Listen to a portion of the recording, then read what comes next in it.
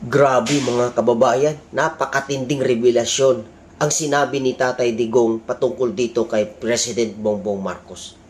Basahin natin. Alam mo, si Mr. Marcos is veering towards a dictatorship. Pupusta ako sa inyo. Hindi na yan bababa pagkatapos ng termino niya. Kagaya rin ng tatay niya. Naku, napakalupit nito. Magkakagulo na naman tayo. Naku po. Dahil ang gagawin niya, magdi-declare siya ng martial law. Naku, talagang matindi to. Walang eleksyon.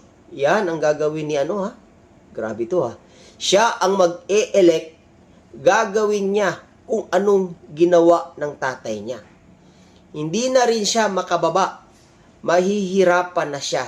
Kaya kayo, makakaranas na naman kayo ng kaguluhan. Papayag ba tayo nito mga kababayan? Papayag ba tayo na magkakaroon na naman ulit ng martial law? Anong opinion nyo dito sa sinabi ni Tatay Digong? Napakatindi nito.